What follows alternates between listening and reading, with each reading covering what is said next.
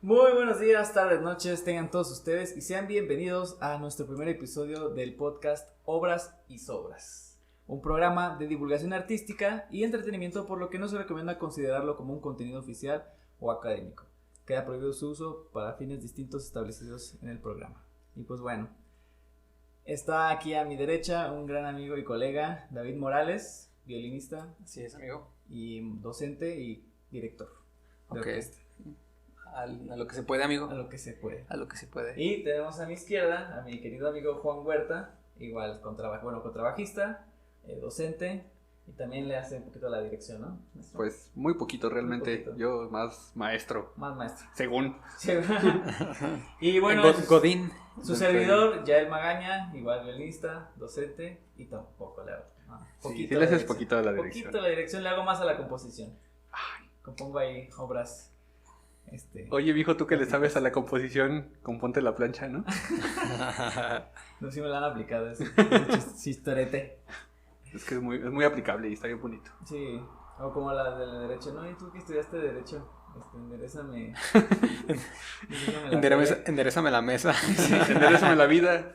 Casi, ¿no? No manches. Pues bueno, ¿de qué va a hablar este podcast? Vamos a platicarles un poquito. Nosotros vamos a hablar de artistas, sobre todo de la música clásica, obras o algún movimiento cultural que haya marcado la historia del arte a lo largo de la historia del ser humano. Y pensamos que fue buena idea arrancar este primer episodio con un tema que es más bien una obra que es muy popular, que mucha gente la conoce, y si no la conoce, seguramente sabe cuál es por simplemente escucharla, la tonadita, ¿no? Uh-huh. Vamos a hablar de la Serenata Nocturna de Wolfgang Amadeus Mozart. ¿Ok? Uh-huh. Entonces, pues bueno, para los que no la han escuchado, vamos a poner aquí una bonita introducción de lo que es la primera parte de la serenata, interpretada por nosotros tres. Entonces, disfrútenla y ahorita volvemos.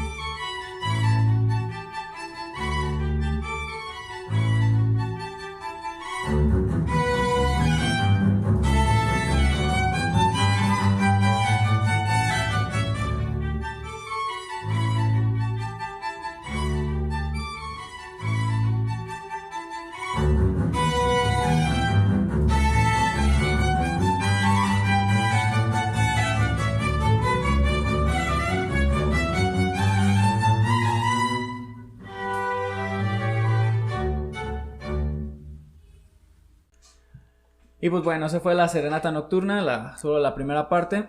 Pero antes de hablar de la Serenata como tal, vamos a hablar un poquito de lo que fue el compositor.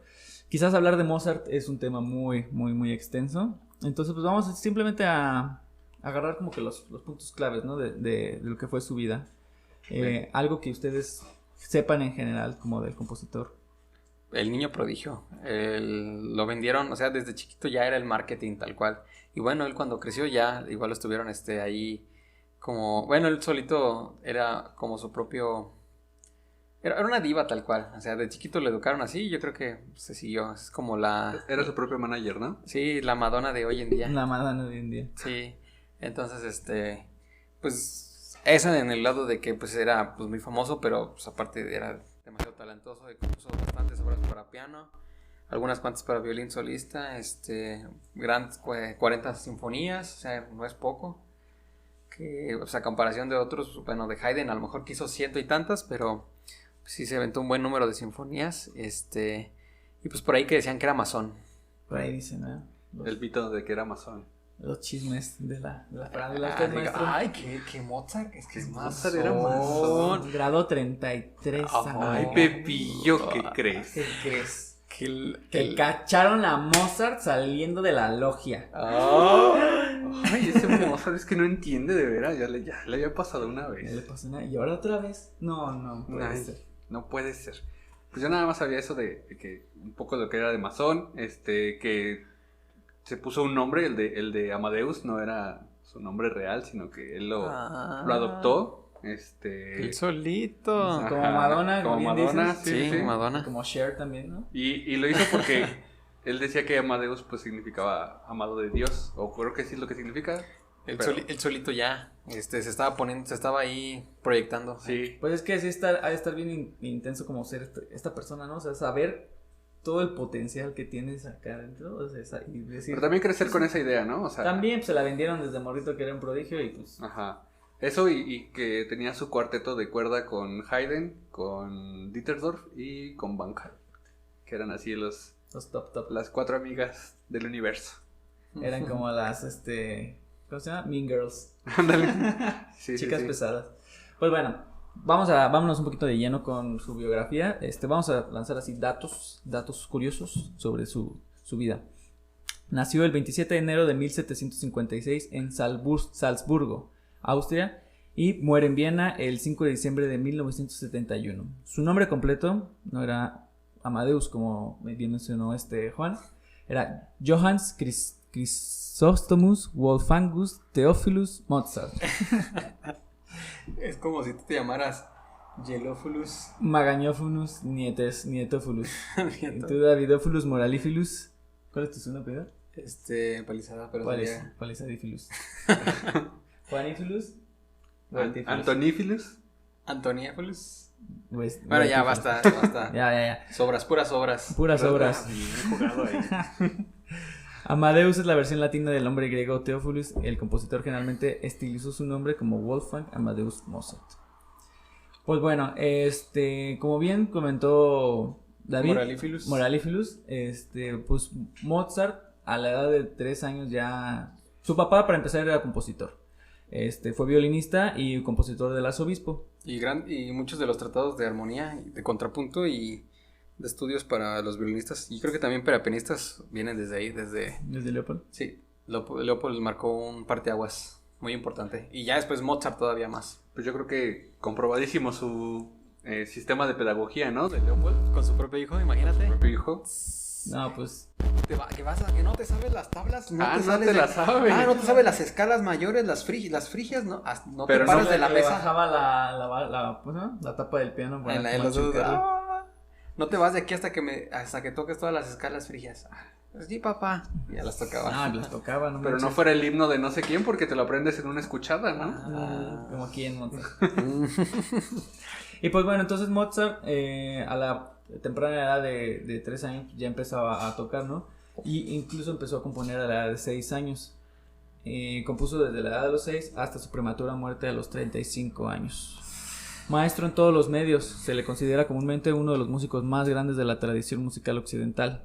Sus sonatas y conciertos para piano y sus óperas, sinfonías, obras de cámara, obras corales, todas son pilares del repertorio actual y la personificación del estilo clásico, que ese es otro tema que ahorita lo vamos a tocar un poquito acerca del periodo en el que él nació. ¿Okay? El que se desarrolla. En el que se desarrolla. Sí, más bien que se desarrolle, ¿no? Ajá. Mozart tenía una hermana mayor que se llamaba Nannerl.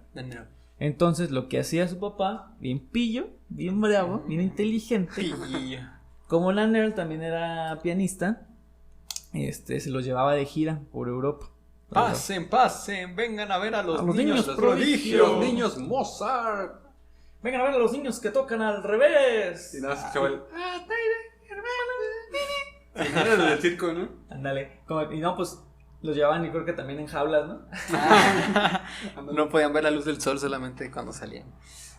Hay una representación muy graciosa de Los Simpsons donde Bart es Mozart y Lisa Simpson es Salieri. Como según bueno, desde chiquito. Está bien chistosa, pues. deberían verla. Hay una película, de hecho, ¿no? De Amadeus. La película Amadeus, de donde los Simpsons. personifican a Salir como el villano. Salieri como villano y como víctima al mismo tiempo. También. Se hizo la víctima. Como ¿cómo se llama? ¿El antagónico? En toda película debe de haber un antagonista. Entonces, Exactamente. pues ahí pintaron las cosas de otra manera. O sea que Salieri era como Deadpool, era villano y héroe al mismo tiempo. Era villano y héroe. Wow. Héroe. Y le hablaba a la cámara como nosotros. Rompía la cuarta pared. Rompía la bien. cuarta pared.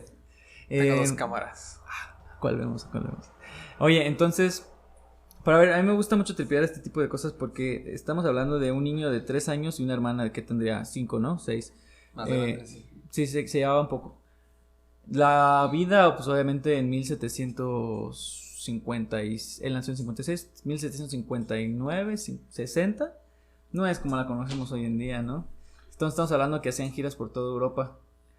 El viajar, horas, meses, ha de haber sido muy, pues cansado para ellos, ¿no? O cómo le hacían, cómo practicaban también. Yo creo que O ya lo tenía de tenían ojeado. su pianola portátil y ya iban estudiando en la carreta en las 2 semanas. Quizá algún tecladito, ¿no? Por ahí, que se dibujaban, no sé. Dibujaban un teclado, en una tela un pedazo o de algo así, cartón. ¿no? Se llevaban su Porque tecladito. no sé si ya existe el cartón Su para tecladito empezar. marca Korg, así fuera. Desde que, o sea, pues el cartón como tal, o sea, desde que está el papiro que lo metieron los chinos, bueno, ya Pues es pon tú que sí. puras obras. Eso ya son sobras, ¿no? Sí. Pero, pues sí está. Yo lo veo muy impresionante en ese aspecto porque pues, son niños, ¿no? A final de cuentas son niños y están viajando ¿Quién todo. piensa en los niños? Piensan en los niños. Aparte, pues un niño, niños. pues lo que quiere hacer, bueno, o, pues ahora, al menos ahora es pues, jugar, ¿no? En mis tiempos sí. Cuando yo era niño sí. Yo creo que en 1700 solo se preocupaban en no morirse. Correcto. Tienes razón, llegar a los 20 años ya era una edad súper adulta, ¿no? Viejo, estamos hablando de que ahí sí no existía el jabón. ¿no? O sea, No sé. No, se inventó en 1945. La gente, como eso no es la gente antes de 1945. No ¿En serio? entendieron mi referencia. ¿Es en serio? No, pues no, en los campos de concentración, güey. Ay, no, sí. Te No, pasaste. No, sí me pasé. Bueno, Corte. sobras. No, sigue, sobras y sigue, sobras. Puras obras.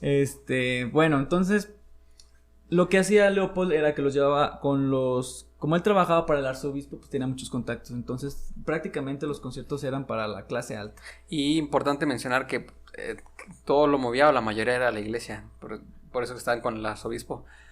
Ahí todavía no se desprendían de que había mecenas o alguien que estuviera patrocinando la música, sino que todavía era a través de la iglesia, era por y para Dios en su mayoría de casos. En la mayoría. Pues acaba de pasar lo de Lutero, ¿no? Fue el conflicto que desarrolló Lutero con Bach, de que Bach, aparte de que componía para Dios y todo esto, al mismo tiempo estaba lo de los Medici, Los Medici. que vendían el perdón de Dios. Ajá. Entonces Lutero empieza a protestar contra esta mafia de Del la poder. iglesia. La magia del Ajá, poder. ajá. La magia del luterano. Y, y empieza a ver la revolución luterana, ¿no? Sí, está. Entonces- Buen tema, los Medici, o bueno, incluso hablar de Medici o de Bach. Tema súper extenso. Súper extenso, la familia Muy Medici extenso. italiana que Pero es- apoyaba a artistas de toda índole, ¿no? Sí, Incluso a Leonardo da Vinci le llegaron a financiar varios cosas, Miguel Ángel también. Sí, Da Vinci pudo haber pintado la capilla, ¿saben? Pero realmente la pintó Miguel Ángel. Porque Da Vinci era muy flojo. Entonces, como Da Vinci no se le iba a aventar, fue como se le aventaron. Como quién. Ay, como quien. Pero bueno, son sobras de otro podcast. Entonces, bueno, a la edad de 3 años había desarrollado un oído absoluto, que para quien no lo sepa, el oído absoluto es la capacidad auditiva que tiene el ser humano para identificar alturas de los sonidos. Por ejemplo, un sonido, de identificar si es una nota Por determinada, ejemplo, ¿no? yo digo, Y digo, tocaste un sol bemol. ¿tienes oído absoluto? Oído absoluto. El oído absoluto es un mito. Son los papás. Entonces, a la edad de 3 años, pues había desarrollado esta habilidad, ¿no? A la edad de 5 era un consumado intérprete del clave, que es el abuelito de lo que es el piano. El predecesor, ¿no? El Entonces, fortepiano o pianoforte. Pianoforte, fortepiano. Y ya después vino ahora sí el piano. Ajá. Ajá, primero fue que según yo, no me crean, pero según yo el pianoforte eran pues como dos teclados, uno arriba de otro, y uno sonaba fuerte, y otro sonaba piano. Piano, Órale. raquerito. Según yo, no sé. Yo la verdad desconozco Yo ese sé- tema. Yo sabía que era porque los pedales, o sea, bueno, los pianistas hoy tienen los pedales en el suelo. vaya redundancia, pero antes los pedales estaban donde estaban las rodillas, entonces en vez de estar pisando, o sea, como que pateaban con la rodilla. Hacían de puntitas para levantar y tocar los pedales. Los rodillales serían. Pues sí, ¿no?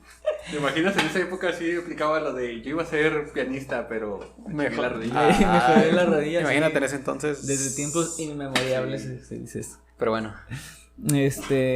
Bueno, leía, podía leer a primera vista, armonizar melodías tras una sola escucha, improvisar sobre una melodía previamente propuesta, etcétera, etcétera, ¿no? Ya un musicazo a sus cortos 7 años.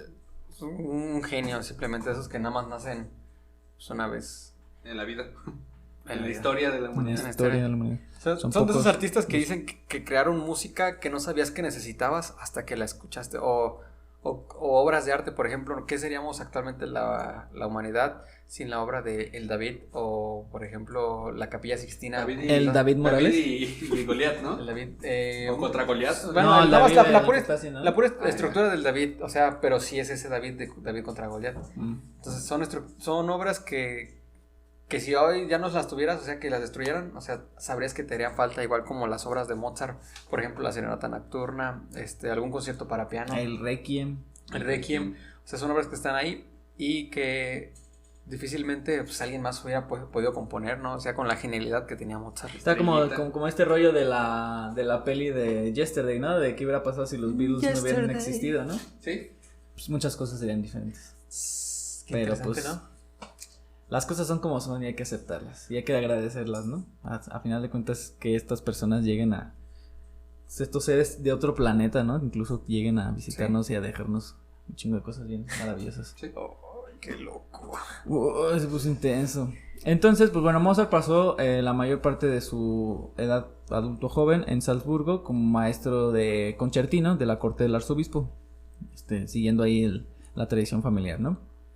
En 1781 deja el cargo y se va a Viena, convencido de que podría ganarse la vida mediante la enseñanza, los conciertos públicos y la composición. El cual tuvo razón. Sí. Eso fue lo que hizo y tuvo bastante éxito. Por un cierto tiempo. Por un cierto tiempo. Le gustaba la buena vida. ¿A quién no? Y sí. Entonces, y lo que dicen que los músicos son bien alcohólicos. No es cierto, los alcohólicos son bien músicos. Salud por ese comentario. Bien ahí. Pues que a quien no le gusta vivir bien, ¿no? ¿Estamos viviendo bien? ¿Perdón? Claro. ¿Ustedes sí viven bien? Pues mira nada más. Toda la producción que tenemos. Mira nada más. Patrocinada por... No vamos a decir. Sorpresa. Todavía no. Surprise. Güey. Oculta a los patrocinadores. Bueno, entonces pues quedamos que se instala en Viena. Empieza a dar clases, obviamente a hijas de gente de la clase alta. Empieza a componer y empieza a vender sus obras también. Eso fue lo que le empezó a consolidarse como compositor, que fue de los primeros que empezaba a vender sus obras. Obras y sobras. Obras y sobras. Lo que le quedaba. Y, ay, perdón, no sé si eso no fue fuerte. La primera obra que le dio como el reconocimiento en Viena fue el Singspiel, que es una especie de ópera, El rapto en el Seraglio. Fue como su hit. Su hit con el que pegó. Fue como su Gangnam Style. Y ya nunca volvió, no, pero son de esas obras que nada más pegan una vez. El One Hit Wonder sí es el que pega una vez y ya. Ya fue. Más bien, ¿cuál es tu primera rola que de ahí te vas para arriba? ¿Tiene algún...? Podría ser como... A ver, déjame pensar. No sé, Lady Gaga, yo me acuerdo que de repente sacó una rola, o también Adele, como que... Adele, el Someone Like You, ¿no? No, la de... You got me esa fue Enrólame. No, o algo así. Sí, primero fue la de... Someone Like You. ¿No fue la de Rolling in the Deep? No, Rolling in the Deep fue la que yo conocí, al menos. O tal vez, quién sabe, somos demasiado jóvenes para saberlo. Sí. Entonces fue la primera obra que le empezó a dar este nombre a Mozart como compositor en Viena. Con el renuente consentimiento de su padre, se casó con Constance Weber en el verano de 1782. Constance. Su matrimonio fue feliz y lleno de afecto. 4 hijos murieron en la infancia pero 2 niños varones vivieron hasta la edad adulta y el bueno. más joven. Pero felices. Felices. Pero O sea, ¿murieron 4? Se Pero murieron, feliz. se murieron 4. Ajá. Pero murieron 2. Pero no fueron igual de buenos que su papá. ¿Pero vivieron bien? Y bueno, la composición a un ritmo prodigioso, la enseñanza a estudiantes particulares, interpretaciones en conciertos públicos y privados y la venta de sus obras a los editores le trajo a Mozart buenos ingresos que impresionaron a su padre. O sea, el vato supo Se venderse. supo vender por un tiempo, Ajá. Qué cool. porque después le empezó a ganar el La papaye, vida de Dibu. la vida de... Y no el de Juárez. Oye, príncipe, después de mi concierto voy a salir. una fiesta privada ahí en los jardines de... ¿Conoces al príncipe el que vive aquí a 2 pueblos? O sea, Márcale, o sea, si le marcas ahorita, llega en 2 semanas. Porque aparte está bien y largo. aparte, llegar. márcale, pero así en la tabla, ¿no? ¿Cómo era el márcale de aquel entonces? te pido un Uber Carret. Oye, imagínense este pedo, ¿no? Que si existiera el Uber, o sea, si hubiera servicios de entrega de comida a domicilio, pero en carretas, ¿no? En carreta. Estaría muy cagado. Estaría muy vintage, ahorita estaría cool. Aparte, si tu plato. Tu comida llega Pero, 2 no, días no. después. Más bien, en vez de carreta, porque la carreta es para Uber de personas, ¿no? Allá era pedir a domicilio y te lo traían en caballo, viejo. En mula, Para güey. ahorrar. Sí, cierto, porque ahora las carretas eran para las... Para Eso la es gente que era que como tiene el Uber Black. Sí. Ah, El Uber VIP. Estaba muy cagado. Y así con sus mochilitas de Uber Classics. Mozaritz. A finales de la década de 1780 surgieron los problemas económicos, debido más a los cada vez mayores gastos de la familia que un descenso de sus ingresos. Entonces le pasó lo que a mucha gente le pasa, que Sacó el crédito de Sacó Coppel el crédito y no lo de alcanzó a pagar. Coppel. 34% del CAT, entonces pues ya valió. sí, empezó a gastar más de lo que ganaba. Y De eso lo que registraba en empezó a- Hacienda. empezó a ser un problema. Ya de ahí como que su vida fue un poquito en picada. Le costaba trabajo salir adelante. Y pues bueno, a la edad de 35 años dio lugar a una multiplicidad de falsos rumores sobre su muerte, que si le dio fiebre, que si lo envenenaron. Le dio COVID 1750. Le dio el COVID 780.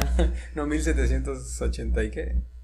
¿Quién sabe? 1780. Bueno, ya. Ahí te digo, 1791. COVID-91. COVID-91. Sí. Y entonces, pues bueno, no hay así como a ciencia cierta cuál fue la causa de su muerte. Y si sí hay, pues nosotros no la sabemos. Los masones lo mataron. No llegamos hasta ese punto. No, yo nada más lo que sabía era que su cuerpo fue enterrado en una fosa común. O sea, normalmente como que los grandes compositores tenían así un lugar ya... ¿Designado? Ajá, o como que los enterraban y les hacían su monumento. A mí se me hace que no alcanzó a pagarle a la funeraria. No, No pagó su seguro de muerte. Yo creo que no estaba asegurado. Chale, no, qué agüite.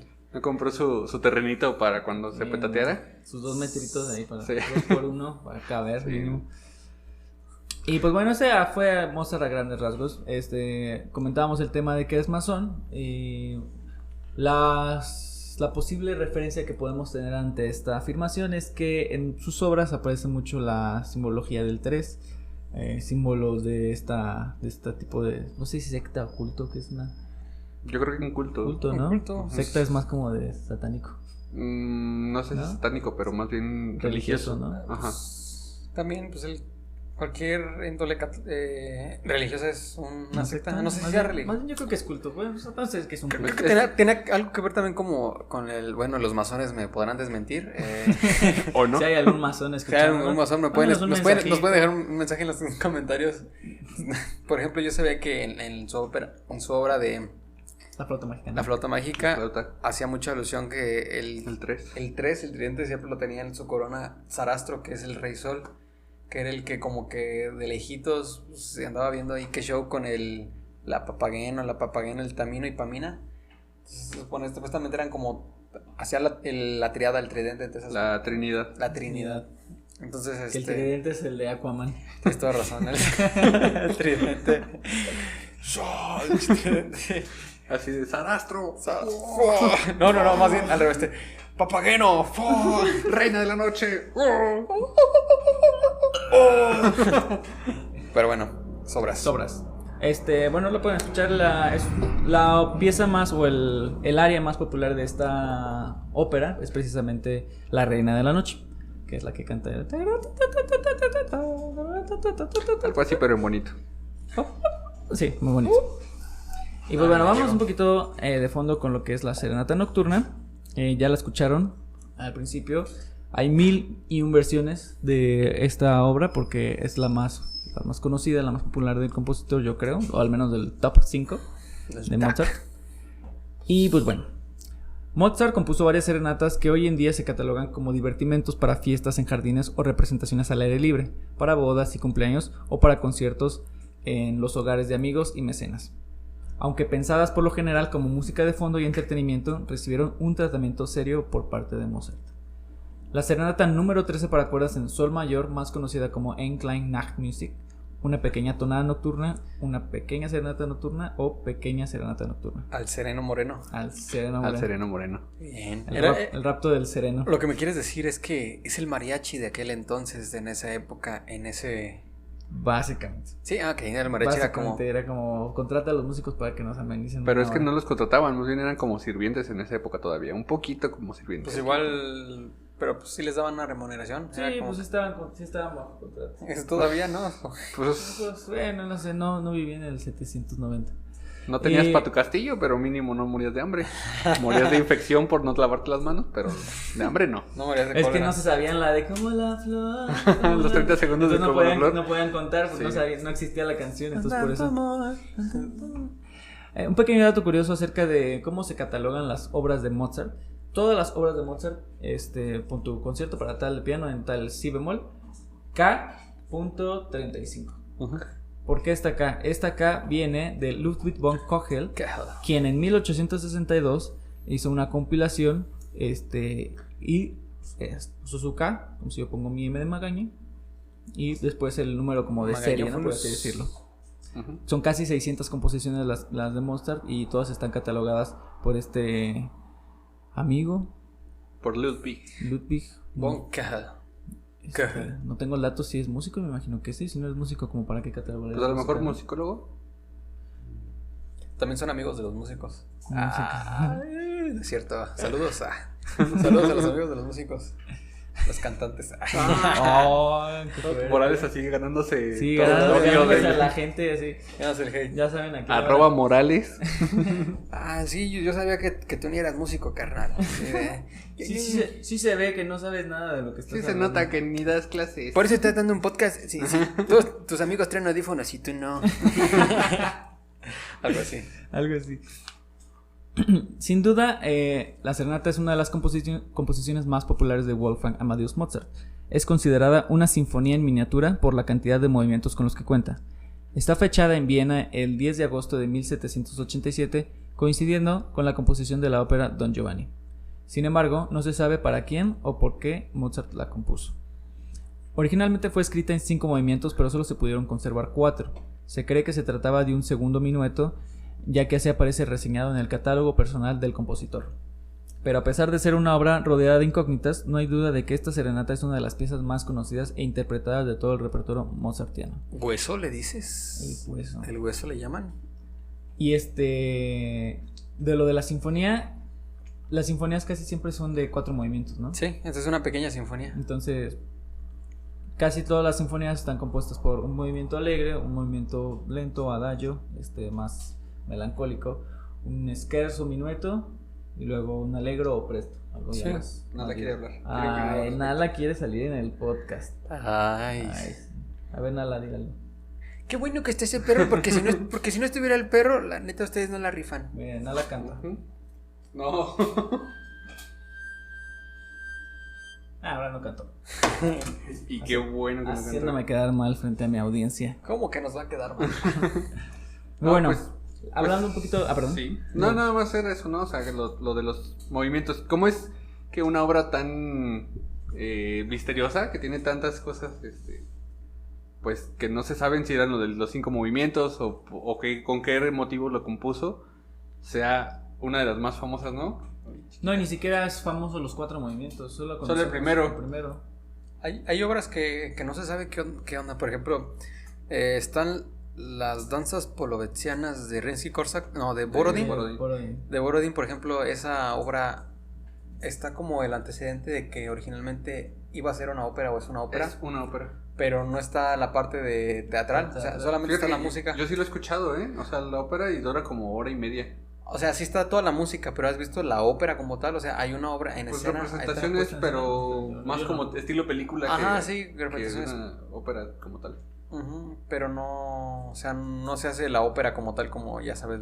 Pues vamos a hacer la Don Giovanni, vamos a hacer con orquesta en el foso y toda esa onda.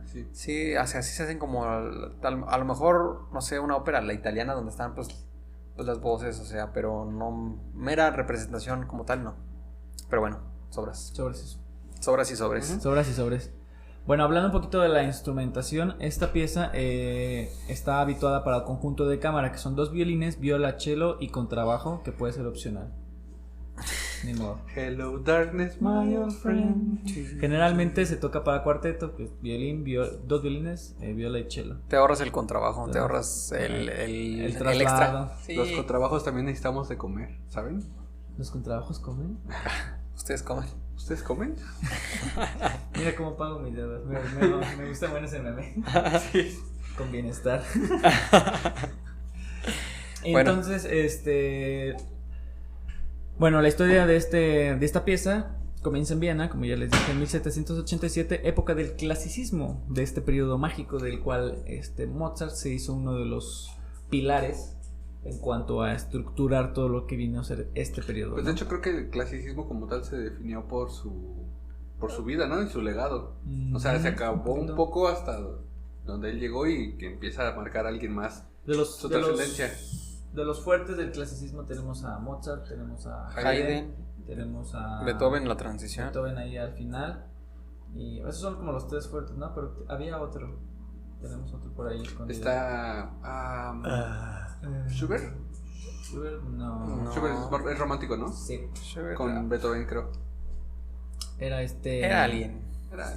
Bueno, Haydn, prácticamente Haydn es el padre de la sinfonía y el padre del cuarteto de cuerdas. Que, pues sí, Haydn, ¿cuántos siento qué? Más se siente, casi poquito se descubrió otra sinfonía, o sea, se siguen hallando, es como que, mira, una sinfonía de Haydn, una sinfonía. Hacía contraluz, ¿no? En el sí. Aquí una sinfonía. Que sí dice, ¿no? ¿Quién tú me contaste que de cuánto ibas al mercado y donde te entregan el pescado o la carne, así una partitura así de. Eso de pasó Bach. con Eran de Bach. Mendelssohn descubrió las partituras de Bach, así que iba por su kilito de carne molida para hacer sus calditos. Y empezó como a rescatar su música, ¿no? Empezó a buscarla más. Pero es que, perdón, sí. No, por favor, maestro. Porque pasaban de moda rápido en ese entonces. No solo pasaban de moda rápido, sino que por el mismo tipo de comercialización, como se mandaban en barco y todo eso, pues a veces se perdían. O llegaban a otros destinos que no eran los iniciales. Y, ¿cómo que mi partitura no llegó? Algo así. Sí, ya estoy viendo aquí en el mapa. Entonces, ¿cómo que no llegó así? Así, ¿cómo que no llegó? Y era una paloma lo que y la paloma. Pues le dices que sí tiene que llegar. Quiero un reembolso. Ay, no. Vuela. Como si fuera un Pokémon, vuela. Pero bueno. Pichoto, ve. Ve y dile a ese repartidor que me traiga mi partitura. Pero bueno, yo sabía que también, por ejemplo, alguien había encontrado una partitura de Bach detrás de su librero, o sea, como que estaba acomodando un librero así. En aquel entonces era como que, ahí se abre una puerta secreta, ¿no? Se mueve el librero, pues pone una partitura de Bach. Ya, ponen una calcita, mira, tengo un papel aquí. ¿Qué es? ¿Quién sabe? Pónselo ahí. Pónselo ahí y va la tora, ¿no? Entonces, pues así se fue. Es que en ese entonces pasaba como todo de moda muy rápido. Eres 1700, no, actualízate, yo soy 1750. Sí, y creas que no, pues no había tanta difusión como hoy en día, ¿no? No hay esta facilidad pues, de que. Así que digas difusión como hoy, tampoco hay mucha difusión, hay muchas cosas muy buenas que se están haciendo ahora. Pero no tienen esta barrera, ¿no? Ajá. Más bien, no tienen la barrera de la inmediatez de las redes hoy, ¿no? O las redes. O la televisión, ¿no? En su momento también, que por ejemplo MTV, ¿no? Que dio a conocer a muchos artistas también en su momento. Y ahorita... Pero, como que en ese entonces no sabían el valor de muchas cosas. Yo creo que lo mismo igual con la arquitectura o la pintura, por ejemplo, era como, ay, quémala, destrúyela. Entonces imagínate todas las obras que no conocemos tanto en la música como en la arquitectura, en la pintura, que fueron destruidas porque pues no sabían la trascendencia o la importancia que eso podría llegar a tener hasta nuestros tiempos. Ahora pues sí, lo valoramos más. Sí. Había de todo, yo me imagino que sí había gente consciente del arte, ¿no? Como decir, no podemos tirar este monumento. Pues volvemos al punto de los mecenas, ¿no? O sea, los Medici y posteriores que se apadrinaban a un compositor y lo apoyaban hasta que pues ya no pudieran más o muriera, ya sea el mecenas o el compositor. El maicenas. Saludos al maicenas. Sí. Sí, estaría bien. Es muy, muy interesante ese tema. Deberíamos de discutirlo porque... ¿Los Medici o...? Porque eran familia de los mecenas, ¿no? Porque tenían mucho dinero y retenían alguna reinversión. O sea, eran inversiones o eran simplemente donaciones. Es que los Medici empezaron como un apoyo a los artistas, pero después se volvió como un comercio de artistas. Pues también veían como, o sea, como que, pues o sea, mira, si yo te pongo, pero tú también, o sea, a cambio me vas a dar esto. Y ahora que recuerdo, volvemos a lo del perdón, la venta de los perdones de Dios, porque uno de los Medici empezó a tener tanta riqueza y tanto poder cultural y todo esto, que eventualmente... ¡Ay! ¿Nala? Me espantó. A mí también. Me espantó más su cara de los dos. Ay, ¿qué pasó? El brinco. Naliwis. ¿Qué pasó? Nalita. Te estás poniendo bien histérica. ¿Qué de los chicos? Va a salir bien perrón nuestro brinco. No manches, se pasó, Es que aparte... Es que se escucha bien gacho. No, es que proyectó... Como que estaba en la esquinita y todo rebotó bien machina acá. Bueno, el chiste es que de los Medici empezó a tener tanto poder y riqueza que eventualmente se hizo en un papa y empezó a comercializar los perdones divinos. Donde si no comprabas tu perdón, te ibas a ir al infierno. Sí, y es que ese tema de la iglesia y de estar como mucho en las creencias es todo un tema muy complejo. No me quiero meter, respeto mucho a las personas que creen, las que no también. Pero pues, con todo. No, abarcarlo desde el punto de vista cultural y artístico. Sí, ahorita es más pues darnos cuenta de lo que era, ¿no? En ese entonces eran como los Italians Got Talent de ese momento, ¿no? Sí. O como La Voz o como todo eso, sí. Sí, buscar artistas y apoyarlos. La academia. Cuesta subir la cuesta. Y costaba. Ay, pues en aquel los entonces... Medici te respetan. Así es. Bueno, continuamos aún no hemos terminado con esta serenata, pero ya vamos a casi el final. Ya, mero. Pero paréntesis, sí hay gente que le gusta lo que haces y sin querer algo a cambio lo hacen con mucho gusto. Sí, sin afán de lucro ni nada. De lucro. Sí, por querer apoyar. Yo creo que en ese entonces había mucha gente. Yo he conocido casos, actualmente yo conozco casos de gente que sí te apoya. ¿Qué pare tu causa? Pues ahí te va. ¿Qué lo que estás haciendo? ¿Quién? Quiñón. ¿Dónde? Por ejemplo, yo sí, sabía que mi maestro, cuando estaba estudiando en Estados Unidos, en Juilliard, cuando se fue a estudiar a Juilliard, él ya después tenía la opción de estudiar la maestría a Suiza. Entonces una familia pues lo conoció ahí como en un hueso, porque pues él decía que sacaba de los huesos en Estados Unidos, y que le dijo, no, pues ¿tú qué onda? No, pues yo toco ser violinista y quiero irme a estudiar a tal lado. No, pues como el asunto, bueno, no sé, para no hacerse las largas, al final de cuentas pues creo que les pagó un año de su carrera en Berna, y con lo que él había estudiado se pagó otro año. Ahí está. Tranquilamente te vas a estudiar una maestría, pero pues también tienes que ser... Bueno, también tu sí, maestro. Pues el talento, ¿no? Hay que tenerlo también. No es como que llegas y tocas estrellita, maestro, me afina, pues no, entonces... y ya con 19 años... ¿Y tú de licenciatura? Maestro, me afina mi violín, el director de orquesta, y tú con 20 años ahí. Pues no, ¿verdad? En el moco, así que... No, man. Un traje que ya no te queda, que es de tu primera comunión. De marinerito. Bueno, no sobras. Bueno, quería recalcar estamos en el periodo clásico, ¿ok? Y previo a este estaba el periodo barroco. Entonces... Y previo al Renacimiento. Y así nos podemos decir, ¿no? Lo que pasó aquí con Mozart en particular fue que pues, todos los compositores vivían bajo la influencia de este periodo del barroco, que se caracterizaba por la fuerza y dureza de sus artistas y pues muchos adornos, todo era mucho el miedo al vacío, ¿no? Al vacío, sí, estaba muy recargado. Ya con Mozart llegó la limpieza. Entonces, sí, rompió esta rigidez, entregando nuevos colores y contrastes con esta obra llena de energía, elegancia y alegría. Detalles que distinguían la creatividad del compositor austriaco, que hoy en día se le reconoce como el compositor del clasicismo. Okay. Y brevemente, hablando un poquito de los movimientos, el primer movimiento es la serenata, la más popular, ejecutada en una forma alegre. Es la parte más popular de toda la obra, utilizada para comerciales, caricaturas, etc. Lo impresionante de esta parte es la manera tan enérgica durante el inicio, debido a que no existe tensión alguna y a pesar de ello se libera una cantidad extraordinaria de energía. Yo creo que es la obra con la que, o sea, no solo era el primer movimiento de esa obra, sino que cualquier recital que la llegara a incluir era ese movimiento con el que empezaba, y ya después, aunque nada más tocaran ese movimiento y después tocaran otra obra de otro compositor, pero esa en particular abría el recital y ya seguían adelante. Y lo cerraba también. Pues no estoy tan seguro. A lo mejor sí, como una especie de... No. Muy mal chiste. Ok. ¿De encore? Ajá. No creo, es como esa obra que... Porque Mozart tenía mucho como lo de las oberturas, y en ese entonces la obertura era lo que daba pie cuando iba llegando la gente. Entonces era algo que estabas escuchando cuando la gente estaba llegando. O sea, no era... Era como el... Ay,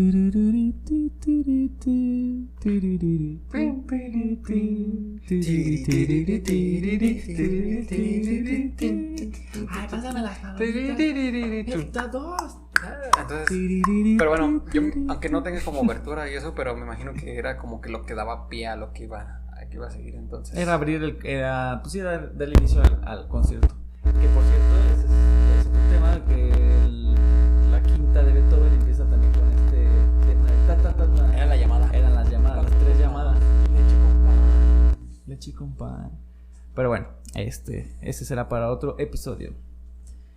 Las transiciones de la serenata nocturna son altamente melódicas, llevan una carga de gracia en la expresión, se siente una esencia de alegría rondando nuestra cabeza. El ritmo es constante para mantener siempre la atención, es la pasión de Mozart expresada en 8 minutos. Y uno de los enigmas que envuelve a esta serenata es el motivo de su composición, ya que nada se sabe acerca de las circunstancias que llevaron a Mozart a escribirlas. A Mozart. Es una Mozart en la pared. Mozart. Hay una Mozart pegada en la pared. Hay una Mozart pegada en la pared. Ni siquiera se conoce si la compuso por encargo o si la escribió por mero placer de hacerlo.